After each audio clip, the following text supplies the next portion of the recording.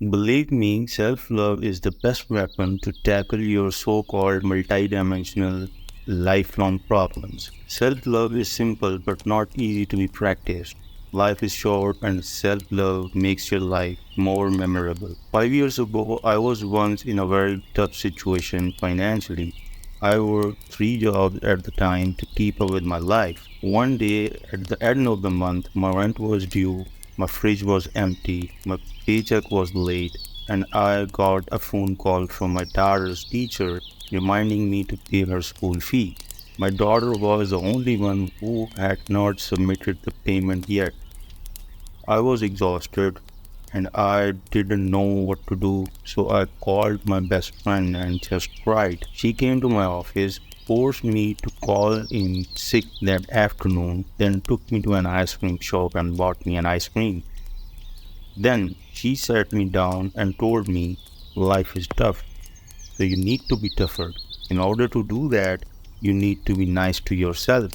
You don't beat yourself up. You need a break. If everything you carry is heavy, you can put it down for a second, take a break, and then pick it up and keep moving. Sometimes just surviving for the next day can be called a success. And when I asked her what does it mean by self-love and what is mean by beating myself up, she said self-love is when you wake up every morning and searching for your phone just to see your shadow on your phone's screen and not someone's text is self love. Every time looking at the mirror, when you finally feel how beautiful you have become, and suddenly your soul throws a little but beautiful smile on your face and find yourself melting for damn smile. That's love. Every time you take bath, when you look at your glittery stretch marks and fluffy cute stomach, when you start touching and admiring your body and give yourself the pleasure of life, you start feeling real, comfortable, and whole in that moment. Isn't this feeling love for yourself while walking alone, looking at the sky, descending sun and birds chirping, and you feel whole in yourself and accept that this is what you always desire to be. You feel like love of your own damn life. Buying yourself your favorite food with your own money while you don't need someone else's validation to do something you love. When you finally find yourself all by yourself is love. Love for yourself. It starts with doing little things and treating yourself like you would treat a scared, wounded child until that child becomes an adult. You learn along the way. You take care of your body and your soul. You stop giving your power to your family, to your money, to your job, to addictions, to illusions, to everything else in the world. Self-love is when you put yourself before others, but it is never selfish. It is essential. It is when you accept yourself with all the flaws and all the things you have. You are understanding towards yourself. You are compassionate towards yourself. You don't harshly criticize yourself. The thoughts in your head are not always negative. So you never put yourself through anything that could be harmful for you emotionally or physically. It means that you can say no. You love yourself enough to say no to others. You forgive others not just because they need it, but because you need it too. Because you know when you forgive, you will feel 100 times better. You don't tolerate BS. If you don't like something, you walk away from it because you won't let others people's BS affect you. If you make mistakes, you forgive yourself. You wouldn't be in a relationship with someone because you feel like you need them, but rather because you want them. You don't depend on anyone because you are your own best friend.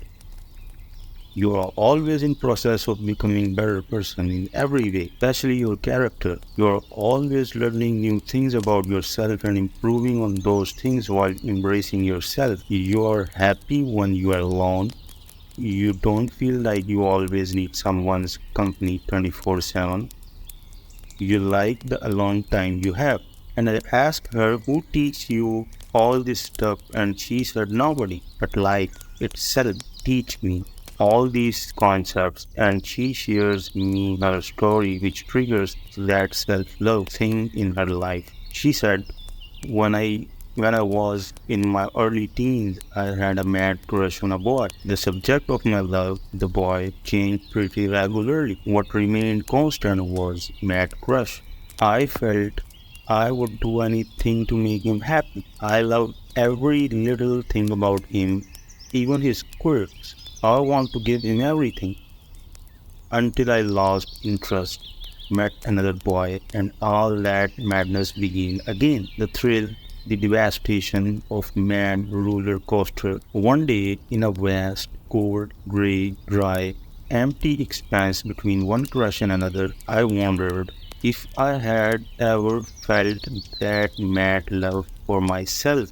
Would I do anything to make me happy? Could I love every little thing about me, even my quirks? Would I give me anything? I decided it was time to set aside from boy crushes and instead nurture a new kind of love. It seemed like a better investment of my time and energy. Instead of love someone, I would always have to love by myself. It would neither bore me nor leave me. This began a shift in my perspective. I wasn't dieting because a boy wanted me to not to be thinner. I was eating better because I wanted to be healthy. I was taking care of myself. If someone was not sure how they felt for me or wanted me to be someone I was not, or rather than wanting me to cling and desperately figure out how I could make them love me, I instead felt I deserved better. I stopped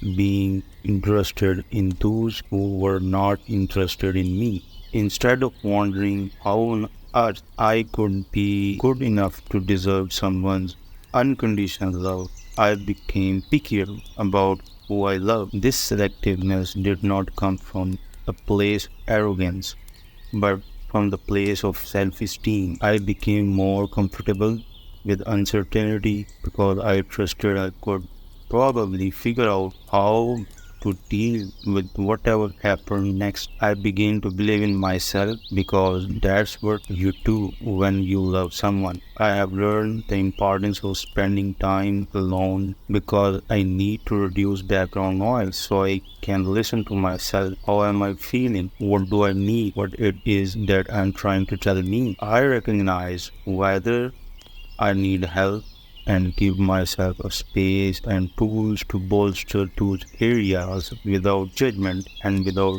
being so hard on myself. For example, I have tendency towards anxiety, so I search for things that calm me.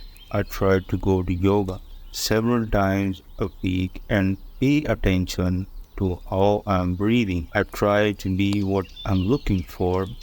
I want to be loved with a love that is true and deep and stable. I want someone who always wants what is best for me. I want someone I can count on. After that day, that ice cream meeting, I call that ice cream meeting because it's a meeting of my life. So after that meeting, I went to the supermarket and bought a package of candy. It was milk mint candy, and I had one every day in the morning. Remind me that no matter how hard life could get, there would always something sweet as long as I'm kind to myself. That one candy in the morning was what helped me going through the life.